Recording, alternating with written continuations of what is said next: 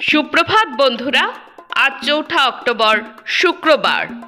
শুরু করছি চিন্তনের মুখ্য বার্তা। প্রথমেই দেখে নেব আজকের আন্তর্জাতিক খবর। ক্ষমতায় মত্ত ইসরায়েল অনন্ত যুদ্ধের দরজা খুলে দিয়েছে। ইসরায়েলের আগ্রাসনে সমর্থন দিয়ে বাকি বিশ্ব থেকে বিচ্ছিন্ন আমেরিকা। আন্তর্জাতিক রাজনীতি কোন পথে, চিন্তায় বিশেষজ্ঞরা। ইসরায়েলে আবার ১৮০টি ক্ষেপণাস্ত্র ছুড়ল ইরান। সীমান্ত থেকে সরে গেল লেবাননের সেনারা। ইসরায়েলের বিরুদ্ধে ক্ষেপণাস্ত্র হামলায় উল্লাস ইরান লেবাননে। দুটি দেশেই সারা রাত আতশবাজি পোড়ানোর দৃশ্য দেখা গেছে। সুদানের আমিরাতে রাষ্ট্রদূতের বাড়িতে হামলা চালালো জঙ্গিরা। রাষ্ট্রসংঘের মহাসচিবকে নিষিদ্ধ ঘোষণা করল ইসরায়েল। নতুন করে ১ লাখ সেনা নিয়োগ করতে চলেছে রাশিয়া। ইউক্রেন যুদ্ধের প্রেক্ষিতে এই সিদ্ধান্ত যথেষ্ট তাৎপর্যপূর্ণ বলে মনে করছেন বিশেষজ্ঞরা। লেবাননের সবচেয়ে বড় শরণার্থী শিবিরে হামলা চালালো ইসরায়েল। নিহত ৫০০-র বেশি। পশ্চিম এশিয়ার যুদ্ধের আবহে অর্থনীতি নিয়ে চিন্তায় ভারত। বিশ্ববাজারে অশোধিত তেলের দাম বাড়তে শুরু করেছে। ভারতের সঙ্গে সমস্ত কূটনৈতিক সম্পর্ক ছিন্ন করার পথে বাংলাদেশ। নয়াদিল্লির হাই কমিশনার রাষ্ট্রপুঞ্জের প্রতিনিধি সহ ৫ কূটনীতিককে সরিয়ে দিল বাংলাদেশ সরকার। জিবুতি উপকূলে নৌকা ডুবে মৃত্যু ৪৫ অভিবাসীর। যুক্তরাষ্ট্রে হেলেনের তাণ্ডবে নিহতের সংখ্যা ৬০০-র বেশি ছাড়িয়ে গেল। চীনের সেনজেন শহরের আকাশে জমকালো ড্রোন শো দেখল চীনবাসী। City of sky may be Shenzhen শিরোনামের এই ড্রোন শোতে ১৩,১৯৭টি ড্রোনের প্রদর্শন করা হলো। ড্রোনের প্রযুক্তিগত অগ্রগতি, ব্যবহারের বৈচিত্র্য, চিন্তা চেতনা, সৃজনশীলতা বিশ্বের কাছে তুলে ধরায় এই শোয়ের উদ্দেশ্য বলে জানা গেছে। বিজ্ঞান, স্বাস্থ্য ও পরিবেশ সংবাদ। এভারেস্ট, মাকালু সহ তিব্বতের বিভিন্ন পর্বত শৃঙ্গের উচ্চতা বৃদ্ধির কারণ খুঁজে পেলেন ভূবিজ্ঞানীরা।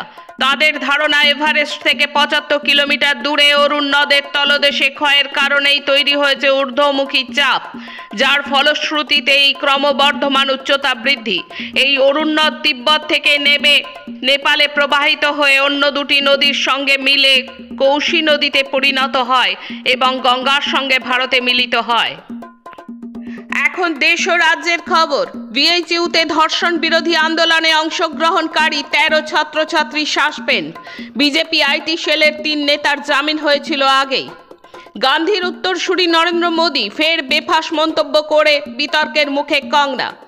আরজিকর প্রতিবাদের মাঝেই দিল্লি হাসপাতালে ঢুকে গুলি করে চিকিৎসক খুন, প্রশ্নের মুখে দিল্লি পুলিশ। ক্ষেপণাস্ত্র তৈরিতে ইসরায়েলের সংস্থার সাথে গাঁটছড়া ভারতের, ভেলের সাথে প্রযুক্তিগত চুক্তি। বিভিন্ন দাবিতে আবার কৃষকদের রেল অবরোধ পাঞ্জাবে। ওয়াংচুংদের ছেড়ে দিতে বাধ্য হলো দিল্লি পুলিশ। লাদাখকে পৃথক রাজ্যের মর্যাদার দাবিকে সমর্থন জানালো আদিবাসী অধিকার রাষ্ট্রীয় মঞ্চ।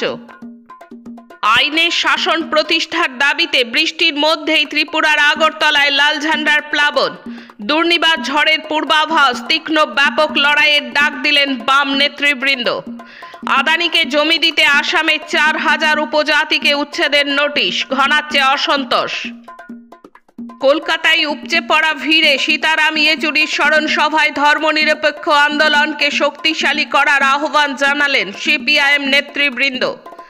আরজিকর কাণ্ডে এবার সন্দীপ ঘনিষ্ঠ আশিস পাণ্ডে গ্রেপ্তার।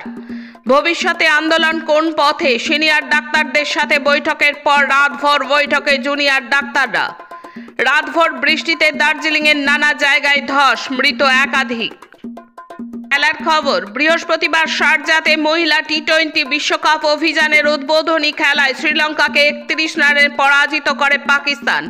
৪ মাস বেতন পায়নি পাকিস্তান ক্রিকেট দল।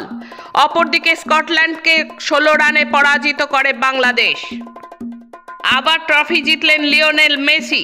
পেশাদার ফুটবল জীবনে এই নিয়ে ৪৬ বার, বাকি ফুটবলারদের থেকে বেশি। বুধবার ইন্টার মায়ামি ৩-২ গোলে হারালো কলম্বিয়া ক্রুকে। জোড়া গোল করে দলকে সাপোর্টার্স শিল্ড জেতাতে অবদান রেখেছেন মেসি। ইরানি ট্রফিতে অপরাজিত ১৫০। অস্ট্রেলিয়া সফরে রিজার্ভ ওপেনারের দৌড়ে অভিমন্যু। লখনৌ একানা স্টেডিয়ামে ২১২ বলে অপরাজিত ১৫১ রান করে যান অভিমন্যু। আজকের মুখ্য বার্তা এই পর্যন্ত। নমস্কার।